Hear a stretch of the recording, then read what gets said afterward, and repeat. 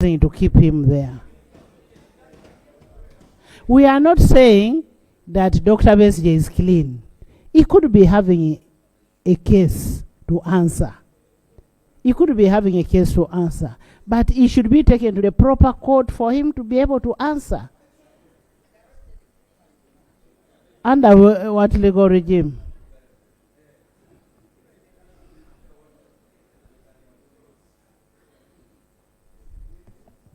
Madam Speaker, I think it is obvious that when you have been remanded by a court and the court martial is a court,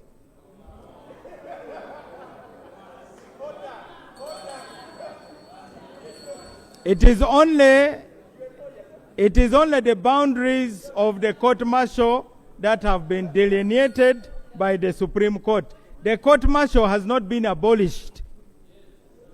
The court martial has not been abolished. The court martial is the one that remanded Colonel Kiiza Besigye. Now, the release of Colonel Kiiza Besigye will be ordered by the court, the appropriate court, when he is taken before that court. Honorable Mao, when you look at Article 23 of the Constitution, protection of personal liberty. No person shall be deprived of personal liberty except in any of the following cases: in execution of the sentence or order of the court. Now here, the court ordered that Dr. Besigye should be what? Released. Now you're depriving him his liberty.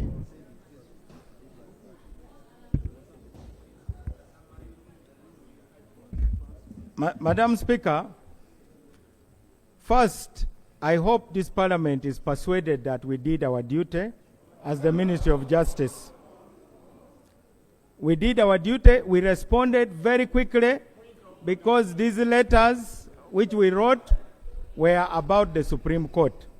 Now, the Supreme Court did not order the release of anybody. There's an order from Honorable. Thank you, Madam Speaker. Madam Speaker, I'm at pain that we are in arguments with the Minister of Justice. We are supposed to be the custodian of the law of this country.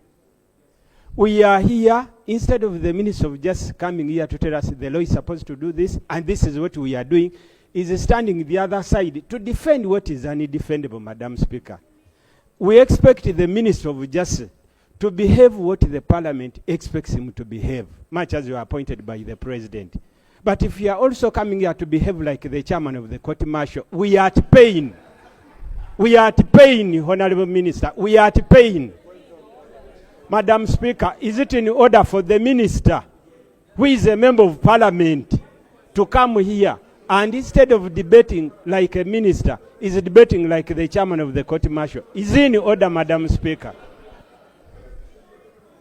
Honorable members, honorable members, we need to solve a problem. And the problem we need to solve is about an ailing person. And secondly, using a law which is not there to keep somebody in detention. When somebody is on pre-trial, Honorable Minister of Internal Affairs, under what instruments are you using to hold Dr. Kiiza Besigye in prison?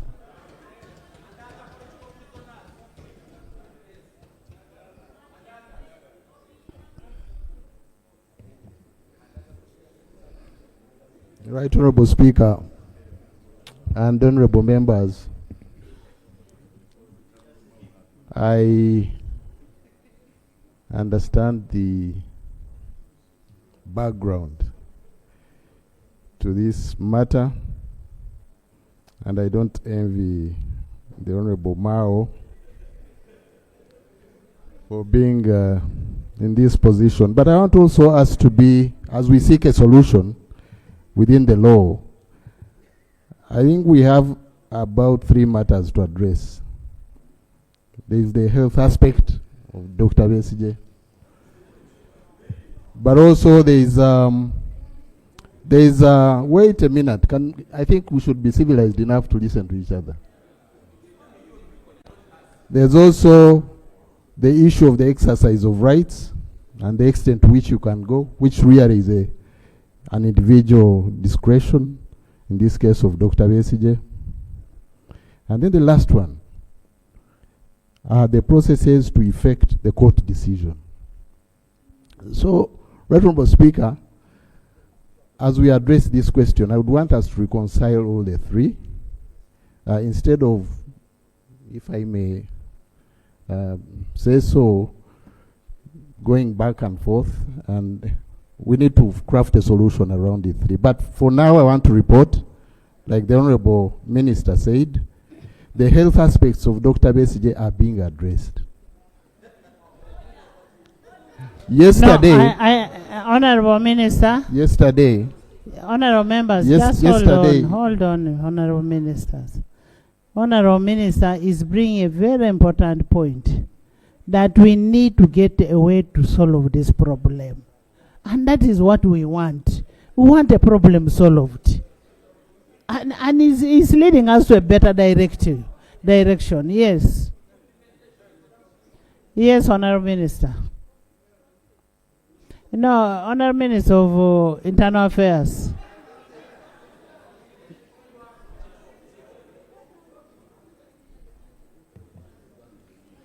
Right Honourable Speaker and Honourable Members, like I said, we need to reconcile all the 3. I had the occasion also to speak to Commissioner General, and he said yesterday they took the doctor to a clinic of his choice, and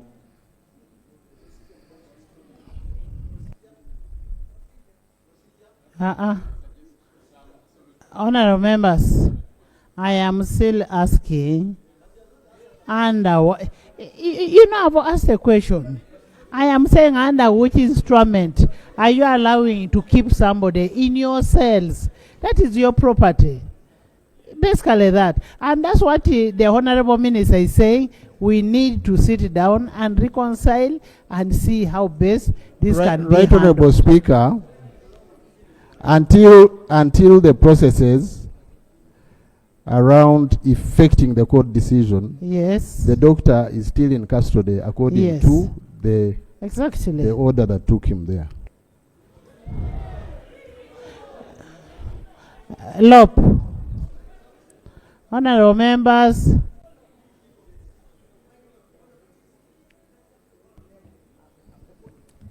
Right Honourable Speaker, I thank you.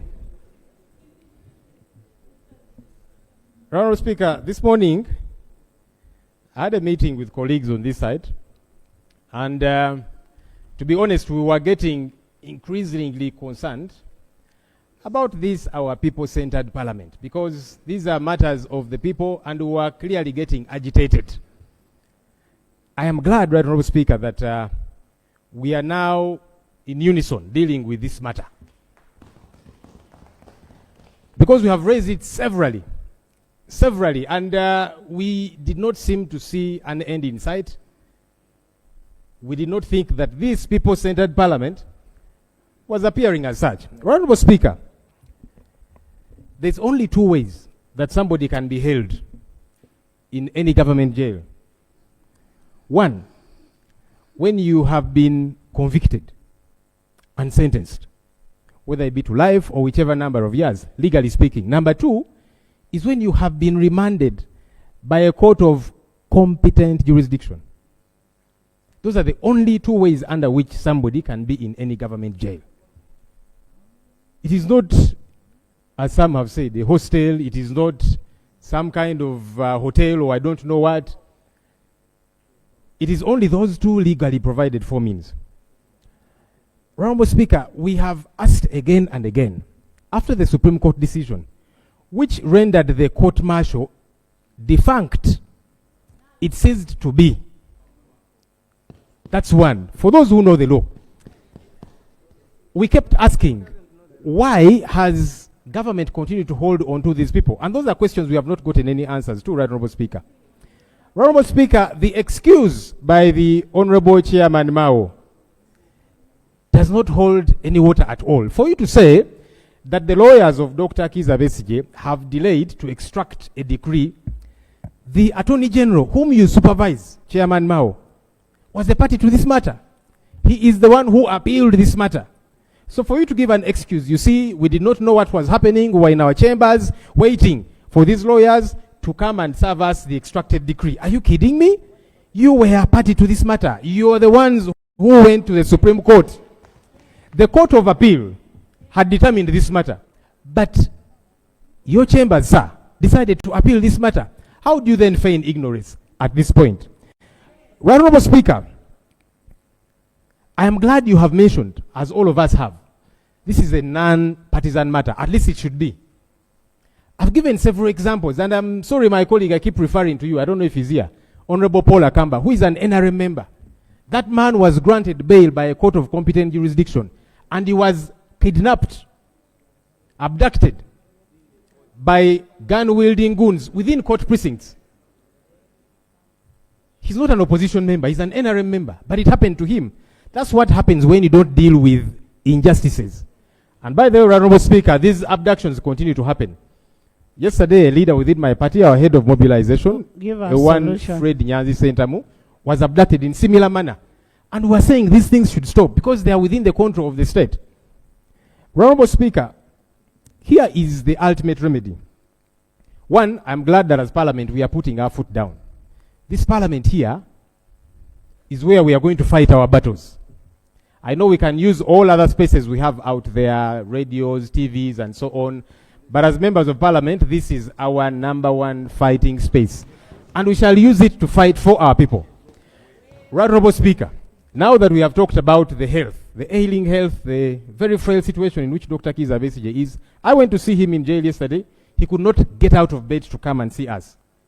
But we saw the other political prisoners, the Bobby Youngs and others, who are suffering in similar manner. Can the state give us a timeline on when they are going to release these people? That is the ultimate remedy. Honourable. Because the excuse there has been of, you see, we are waiting for the DPP to take over these cases. One, you're not supposed to direct the DPP. If the DPP is interested in any matter, these people should have been released and then they can be summoned. Because the DPP, Right Honourable Speaker, the DPP does not sanction court files. The DPP sanctions police files. So you cannot say the DPP is waiting for these court files to be transferred from the disciplinary court martial. That does not arise at all. These people ought to have been released a long time ago, and then the DPP could probably sanction any police file, and they can be summoned. They don't even have to be kidnapped, as we have seen happening. So, Right Honourable Speaker, the solution to this quandary, this predicament that we are grappling with, is to release Dr. Kiiza Besigye and all of these other NUP political prisoners that are being held illegally.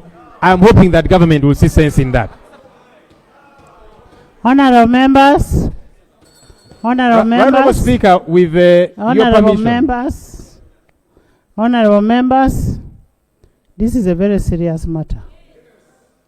You know, people like Bariomus cannot even go to their villages now. Because people will start saying, why have you left your own? Honourable members. Honourable members. I want a leader of government business. Listen to me. Listen to me. I want us to have a session, a leader of government business, the government chief whip, Honorable Chris Bariomusi, Honorable Mao, Honorable Mohosi, the Attorney General, and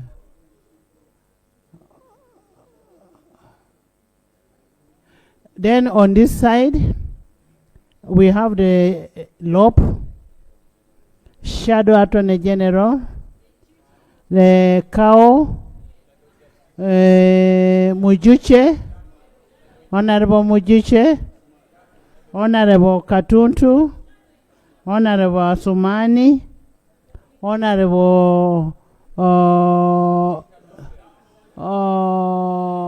Sibambi. Listen, Honorable, you're not going to choose for me.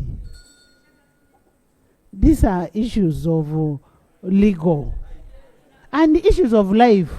We must make decisions there and come and report. And then Honorable Nandala. You don't want Nandala?